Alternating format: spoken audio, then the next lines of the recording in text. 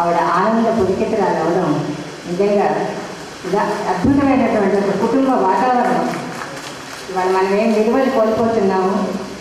ఇంతేగే నిరుపేదలు బతుకులు అని పాడినట్టు, తర్వాత భలే భలే అందాలు ఇచ్చావు, అనుబంధం ఆత్మీయత మాకెందుకు ఇవ్వవు, ప్రకృతిలో ఉన్నటువంటి ప్రతి జీవి, ప్రతి చెట్టు, ప్రతి పిట్ట అన్నీ కూడా అనుబంధాలు కలిగి ఉన్నాయి, మనుషుల మధ్య లేని అనుబంధాలు మాకెందుకు ప్రసాదించవు అని పాటల సెలక్షన్లో కూడా ఎంత అద్భుతమైన ఎంపిక.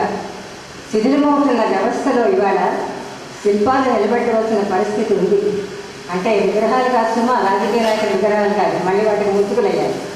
సో ముసుగులు లేని ప్రపంచంలో మమత మానవత్వాలు నిలిపేటువంటి మానవీయ శిల్పాలను నిలబెట్టుకోవాల్సిన ఆవశ్యకత ఉంది అని అసలు ఆ ఎత్తుగడ పాటే అద్భుతమైన శిలలపై శిల్పాలు చెప్పినారని మన గత వైభవాన్ని ఒకసారి గుర్తు చేస్తూ భవిష్యత్తులోకి మనం ఎలాగో తెలిపే వర్తమానంలో దానికి ఎంతమంది ఘంటసాలలు వస్తాయి, వాటి వ్యవస్థ పునీతం అవుతుందో ఒకసారి ఆలోచించండి.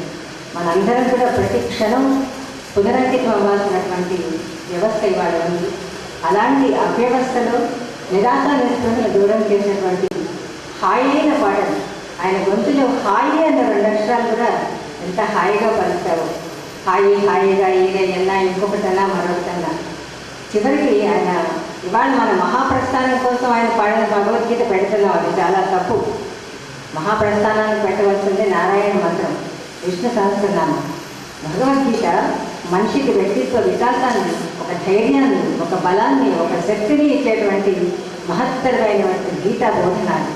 సో అటువంటి గీతా బోధనని అక్షరం అక్షరం మనకి అర్థ తాత్పర్యాలతో వివరించి తను పునీతులై మనల్ని తరింపచేసిన ఘంటసాల గారిని మరీ మరీ స్మరించుకుంటూ, ఎంత పాటల కచేరీలోని మాటలు ఎంత బాగున్నా మాటల కచేరీని అంత అందగించదు. అందుకని అధిక ప్రసంగం చేయకుండా ఇంత చక్కని అవకాశం నాకు ఇస్తున్నారు.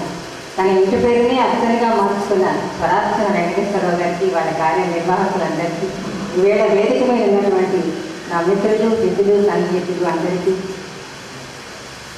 సభను నిండుగా ఉంచి హృదయం నిండా సంగీతాన్ని నింపుకుని వెళ్ళబోతున్న మీ అందరికీ ధన్యవాదాలు.